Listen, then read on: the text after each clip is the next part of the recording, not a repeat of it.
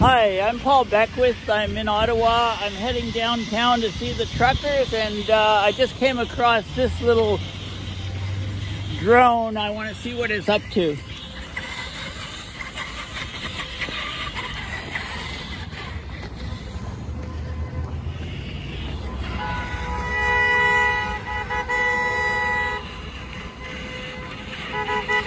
Let's see what this is. Apparently hungry. Hello, my name is G15, and it says on the side, order from tinymarket.ca. So what the hell is this?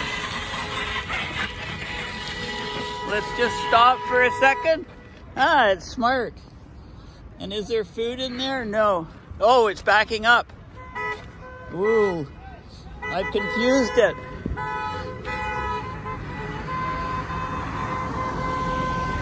The latest technology in Canada for food delivery. See, it's going to put all those Uber drivers and skip the dishes and Uber Eats and all the other things out of business soon. Well, maybe not unless it can go faster. Anyway, interesting.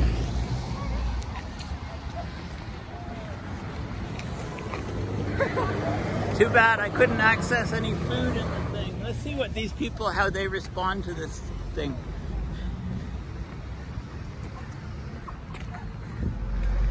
Actually, this is funny.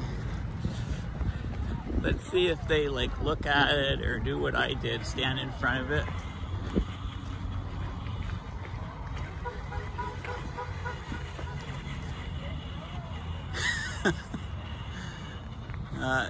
No.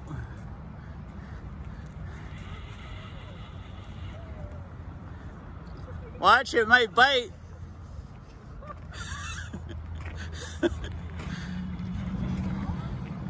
Bizarre.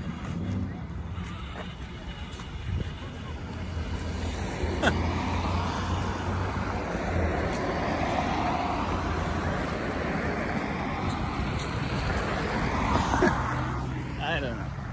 Anyway, sorry, I'm kind of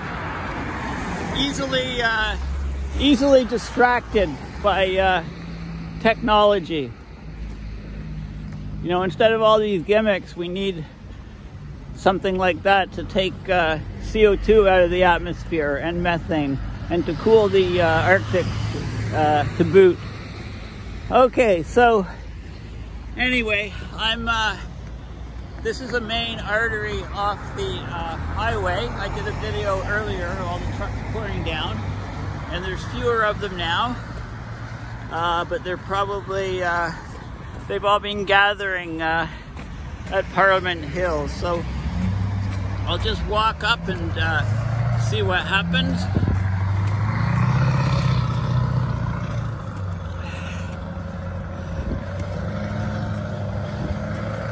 I read some papers recently on why ants cooperate to build nests, and sort of why creatures swarm. You know, why they have sort of like a hive mentality. You know, you can think of bees, you can think of maybe starlings, you know, birds swarming.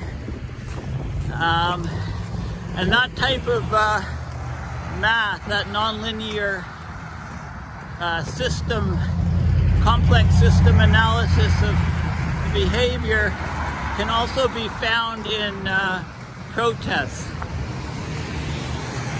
Like this trucker thing, they're swarming or hiving or congregating to downtown Ottawa.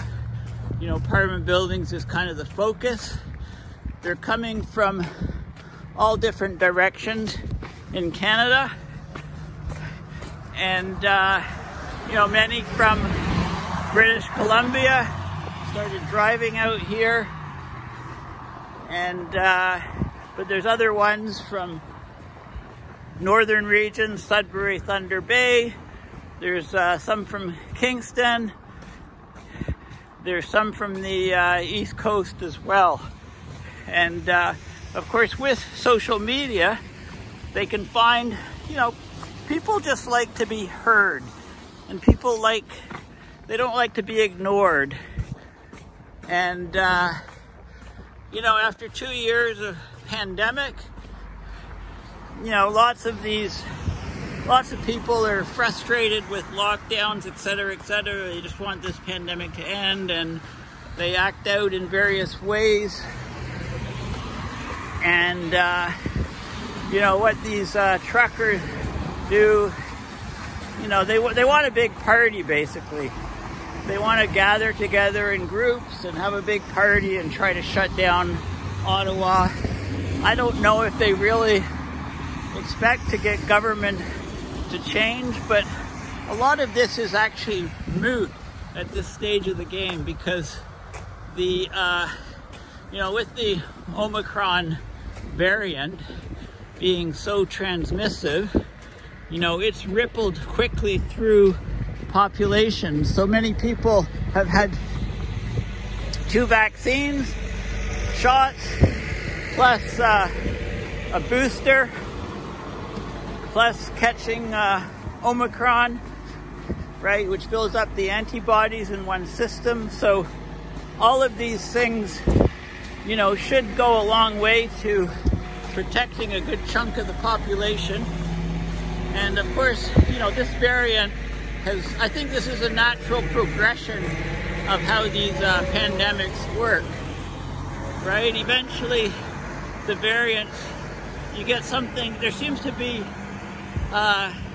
some biological law in evolution that the more and more deadly a virus is, the less transmissive it is, because it tends to kill the host. So the less virulent, the less harmful a virus is to the human body, the higher the transmission rate. And eventually you reach something which hardly harms you and has huge transmission, builds up all the immunities and antibodies within a person's body, and then you know, once enough people in the population have it, the so-called herd immunity, then it basically stops, you know, transmitting. So, you know, any other variant that comes along of the virus, it's kind of difficult to imagine that it can actually displace this Omicron. So, you know, it ends the pandemic, and all pandemics end. Usually, you know, it's 2 years or so. And, you know, and of course, in pandemics throughout history, we haven't had any vaccines at all. So, you know, but they do end. But, you know, of course, there are differences. You know, transportation and air travel can spread anything around the world almost instantaneously. Whereas before, you know, transmission took, you know, weeks or months. You know, when you had to use a sea voyage to cross the ocean, you know, it took a long time. Things didn't spread so quickly. I'm just stop for a second, because it's about -20 with a wind chill of -25, and I need to put my gloves on. So just bear with me. Plus I'm filming. Plus, of course, I've got my ubiquitous coffee. You know, always carrying a coffee, right? I don't know why. And temperature of coffee is irrelevant. You know, coffee's coffee as far as I'm concerned.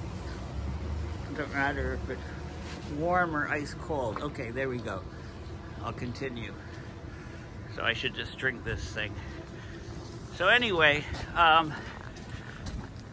yeah, so there's interesting physics in swarming and the hive mentality and stuff. I have a whole book called on the zombie, you know, it's some guy at U of O, biologist, wrote a book on the math and physics of zombie swarms. You know, one assumption, if zombies were to exist, you know, how would they behave as a collective? You know, the individuals are bent on doing one particular or a few particular things, and that gives emergent properties in the whole swarm or hive. So anyway, I'm not in any way saying that the truckers protesting in Ottawa are zombies or wasps, or, you know, it's just that the physics underlying hives and swarms is common across many different things. So, as we approach the downtown, it's pretty quiet. Can't hear much, but I'm getting closer and closer, so I expect the noise to pick up.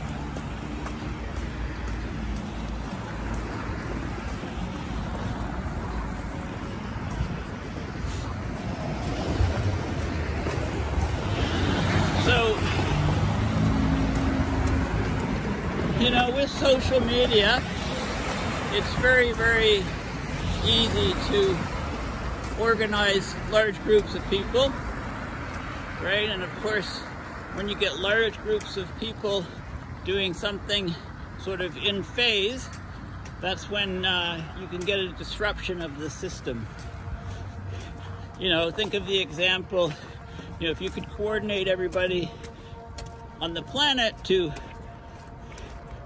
jump up and down at exactly the same moment, you know, you could cause earth tremors, right? But you'd never, you know, how would you coordinate people to do such a thing, and why would you want to? And, you know, but I mean, if you manage to get everybody, you know, when people act in phase or in concert, then systems can break. But there's also seems to be lots of funding. You know, I think the GoFundMe for the trucker protests is something, it's over $6 million now, maybe 6.4 or something, you know, something absurd. And there's a lot of anonymous donors, and there's a lot of fraudulent donors, some done, you know, done in fun. Like, people are donating, for example, as Sophia Gregoire, Trudeau's wife, 15,000 or whatever. You know, some very vocal doctor on the virus. People, you know, there's been some big donations purporting to be him, right? So, you know, if you make a donation, like, the anonymity of the internet has always been a problem in my view. Okay, the online vitriol, the hatred, the comments, you know, are a huge problem, and it's because people can post things anonymously, right? So an argument could be made that in order for anybody to post a comment, they should have their name, you know, each person should have a presence, if you like, or that's one idea. Maybe it won't work, but to have, you know, they're on the internet under their name, and they could be held accountable for threats against other people, etc., because they're not anonymous. The cloak of invisibility can make people really, really ugly. And, you know, there's issues with privacy, etc. You know, but people can be, you know, there's surveillance, etc. So, I don't know, it's not an easy thing to solve, because when you try to solve a problem, sometimes you create even bigger problems. So I don't know the solution, I'm just kind of musing about it. Now, you can hear a steady background drone of trucks as I approach the downtown section. It's just starting to get dark.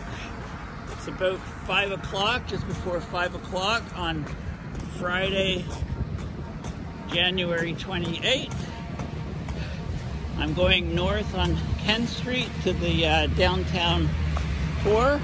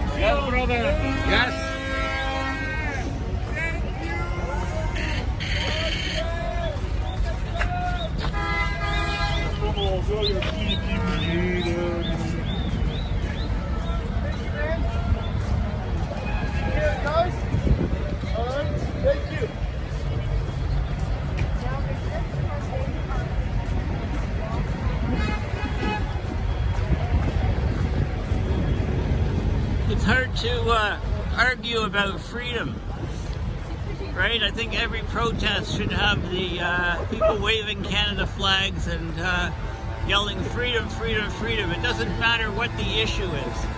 You know, who's going to stand there with a sign saying, no, I like suppression, I vote for suppression.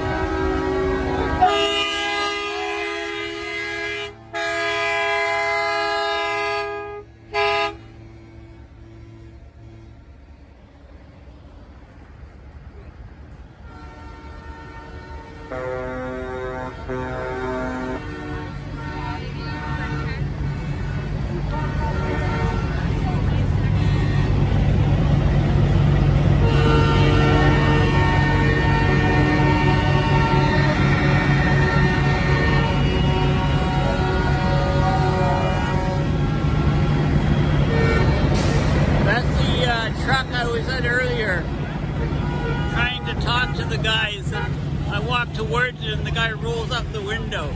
Poor guy's in the truck. He thought, what's this crazy guy approaching me for? It's in an earlier video today.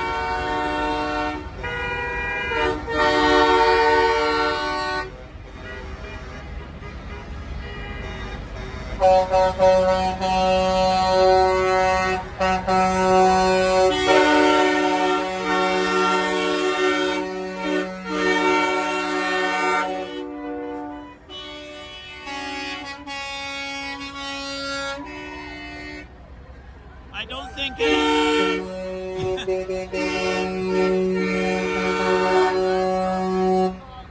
don't think anybody will complain about the sound on this video.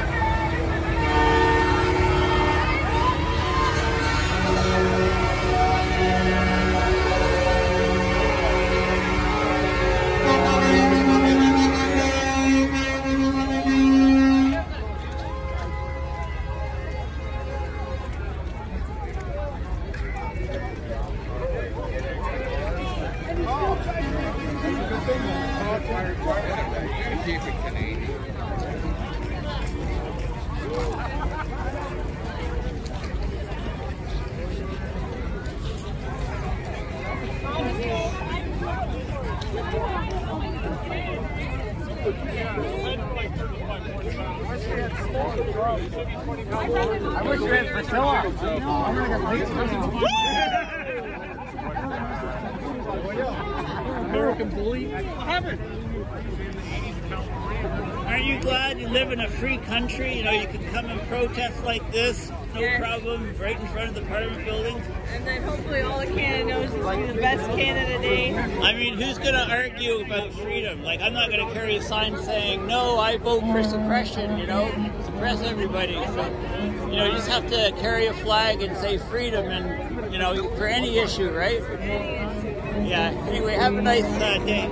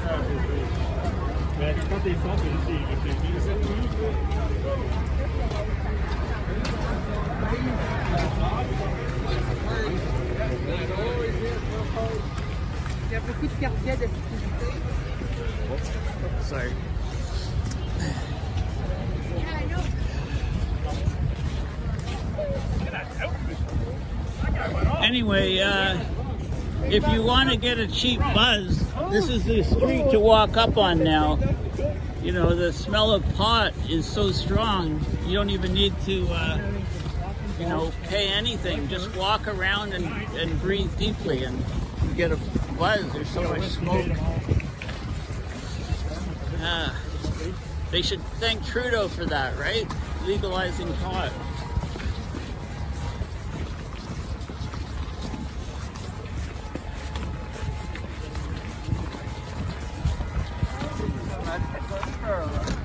If I was Trudeau, I think I'd just walk up and down this street, you know, just for the hell of it. Start chatting to the people, etc.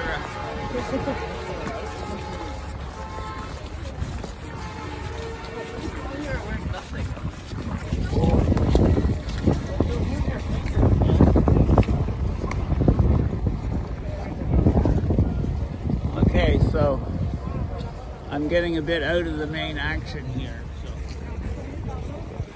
maybe I'll cross the road and walk back up.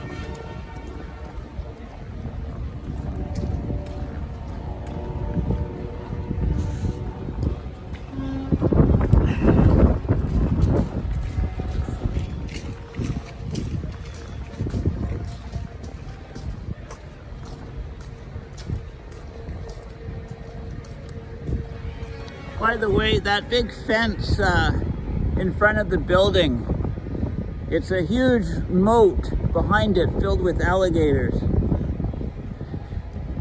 Actually, you know, many of the people that are coming here from other parts of the country, they think that was put up there as a fence for the protest, but that building, the apartment buildings, is under construction for 10 years, believe it or not. I think they're into it a year or two, and you know, a lot of brickwork, etc. So the members of parliament don't even occupy that building at all. They don't meet there. They go to other buildings, and of course many are working at home, so there's no politicians that can, they'll only see this protest by watching my video or watching the news. Right, so here you go. You gotta love Canada. Go and protest where nobody's around to hear what you're saying. It's just one big party for these folk. That's all it is. People need to let off some steam, and it should be a joyful celebration that the end of the pandemic is, you know, nearing, almost at hand, thanks to the miracle of exponential growth in and mutation of vaccines to much less virulent forms and much higher transmission rates. So everybody gets it, you know, so everybody is being vaccinated by nature, right? Maybe that's what they're protesting about. God's given immunity works best. There you go.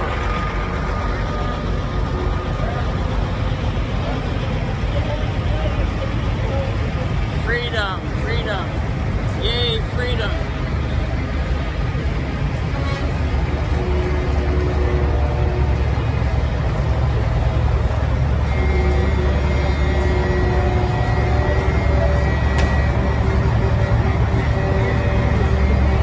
It goes without saying that fossil fuel consumption has just increased in Canada.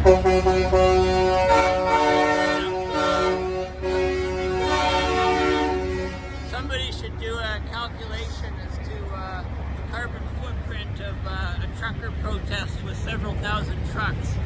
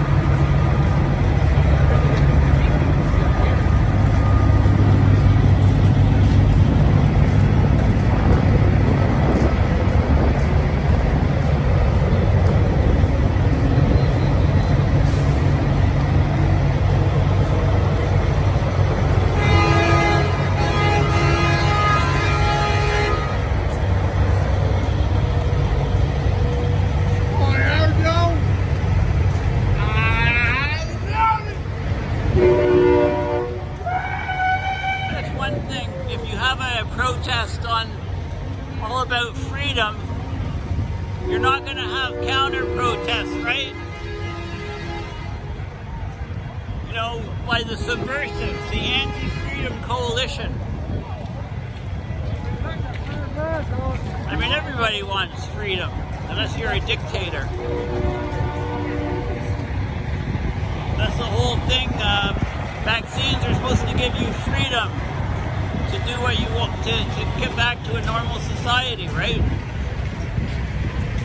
So the vaccine, these people could all be pro-vax, right, and hold up the same signs. Freedom. Using the best science, right? You can't, I mean, what's the point of this? This is like, other than it's just a big party for a bunch of people. What's the point? You know, it'll be on headlines in the media around the world for tomorrow, Sunday. By Monday, Tuesday, it's probably all finished. You know, people have to get back to their real jobs and the real homes where they're from. That's the, you know, optimistic scenario. I mean, what could possibly go wrong? Angry people driving a truck heavier than a tank.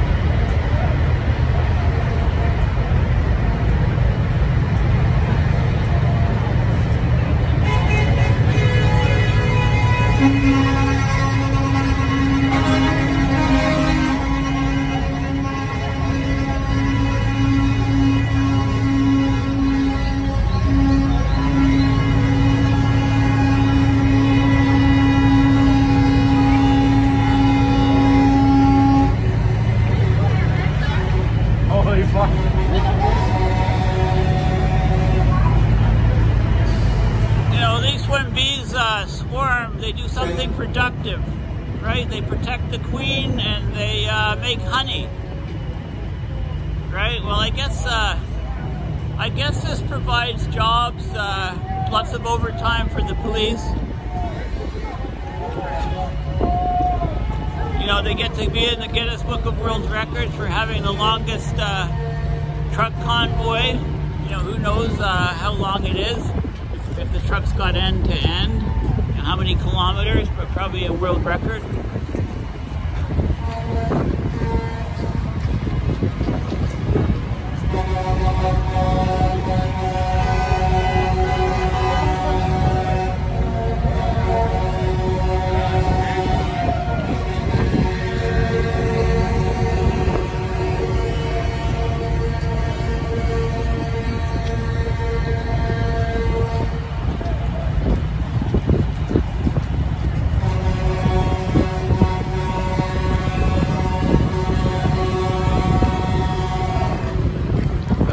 I'm wearing gloves while I'm filming this, but it's so cold my fingers are starting to turn numb. So I'll sign out here, and hopefully I've given you a flavor of what's going on in downtown Ottawa on Friday evening. Tomorrow is supposed to be even busier. Okay, bye for now.